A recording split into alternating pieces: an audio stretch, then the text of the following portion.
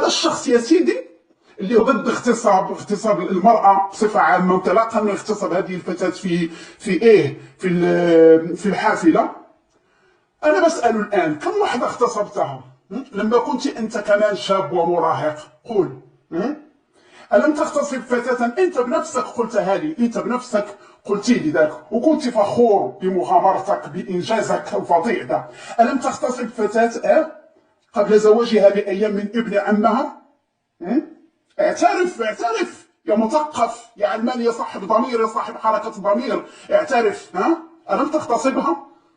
أفظع من ده كله، لأنك خلاص أنت جننتني بهذا البرنامج بتصريحاتك، بافتخارك بنفسك في البرنامج، ولا حسيتي بأزمة في الضمير أو قلتي لا أنا خلاص ما أبالغ، ولا خجلتي من نفسك، صرتي يعني تدلي بآرائك في العنف وفي الإسلاميين وفي الإرهاب وفي التحرش بالمرأة وبالبرامج الدراسية يعني عندنا المتخلفة جدا وما أعرفش إيه. التنظير عندك يا أخويا أنت صاحبه، لكن في الفعل في الممارسة تفعل نقيض ما تقوله في كل منابر الإعلام.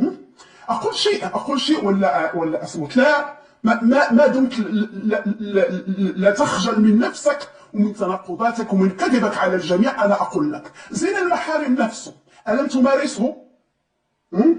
أنت عايزني أخرب كل مجتمعك، أخرب يعني أسرتك وأخرب عائلتك وقبيلتك ومدينتك وشيء. زين المحارم ألم تمارسه هو نفسه؟ ألم تعاشر زوجة خالك وعشيقتك اللي هم حولك؟ نفرض يا سيدي إنها حريات فردية بينك وبينهن، هذه تحبك وهذه تبات معاك وهذه تمارس معاك الجنس وهذه تعشقك وهذه تعطيك هدايا وهذه تدفع لك فلوس وما تردها وما اعرفش ايه. نفرض انها حريات شخصيه، ما دام هو حب وحريه شخصيه بينك وبينهن ويعني عن مسؤوليه، انت بتحس انك انتم راشدين ومسؤولين، يعني الله يبارك يا سيدي في مغامراتكم الجنسيه دي. لكن لما تحصل لك مغامره جنسيه مع اي مراه، يعني خصوصا المناضلات انت اللي بتعاشرهم، ليش بتفضحهم من بعد؟ ليش كنت تيجي بتقول لي ملكه دي انا ضحكت عليها، انا نمت معها، انا ضجعتها، والمسكينه كانت فاكره نفسها انني بحبها، هي بالنسبه لي مجرد رجل. ثم حتى المناضلات اللواتي يناضلن معك، كم مرة قلت إنهم مش ممكن يناضلوا معي، يعني حتى حق المرأة في المشاركة، في المشاركة يعني في الحياة الاجتماعية، في الحياة السياسية والثقافية، في النضال في الشارع، كنت لا تحبه، كنت تستنكر وجود هؤلاء النساء معك الذين يستغلون كما تقول يعني اسمك عشان يظهروا إلى جانبك ويشتهرون هم كمان معك، لأنهم بيكونوا معك، يكفي يكونوا معك. اقول ايه؟ اضيف ولا اسكت؟ واحده ست كانت بتساعدك في مجال معين، بلاش افضحها المسكينه. اول شيء قلت لي عنها لما تعرفت بها وتعرفت بك، انت قلت انك ضجعتها، بأنك تسللت إلى جسدها واستمتعت بها ثم تركتها، وكانت تلك هي المرة الأولى والأخيرة، وهي المسكينة لسه لحد الآن تفتكر إنك بتحبها. كنت بتقول إنه لازم الضرب بيد من الحديد على كل من يعتدي على المرأة وعلى الأسرة وعلى الطفل. اعتديت علي بالضرب وبالكلام الجارح وبالإقصاء، أقصيتني من أكثر من نشاط شعري ومن حقوقي في النشر، أقصيتني من أشياء كثيرة، حتى في المظاهرات كنت تراوغني حتى لا أخرج إلى الشارع. أقول إيه؟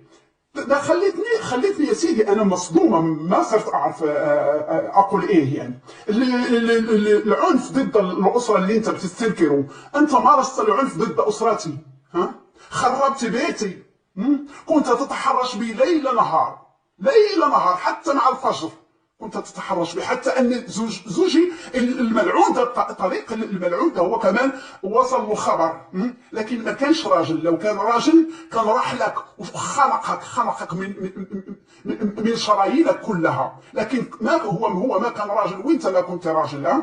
وتقول العنف ضد الطفل، انت كنت بتتحرش بي وكنت تدمر اسرتي وكنت بتجرح بناتي كانوا يشوفوا المسكينات، كانوا يشوفوا كل ده بيحصل. هذا عنف ايضا ضد الاطفال. انت مارست العنف على المراه في كل مجال لها، في الاسره، في الزواج، كأم، كمثقفه، كمناضله، كأي شيء. كأي إنسان محترم ويحترم نفسه وبيحب الإنسانية وعايز يغير مجتمعه لما هو أحسن. والآن تيجي لهذا البرنامج هي الحدث وتقول حرام نمارس. هؤلاء الشبان هم ضحايا مجتمع، ضحايا تربية، ضحايا سياسة للدولة فاشلة في التربية. ما فيش فشل، هذا الفشل كله يرثوه الكل يرثه منك انت اللي لازم تدخل مستشفى الامراض العقليه والنفسيه. انت المريض اللي صرت بتدمر المجتمع كله، وبعدين تيجي وتقول للاسلاميين انهم هم عايزين يخلوا المجتمع متخلف.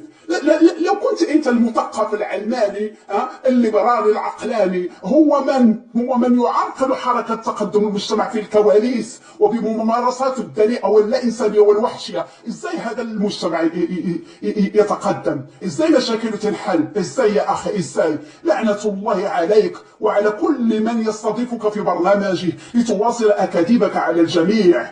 لعنه الله عليك على كل امراه صمتت عن عنفك.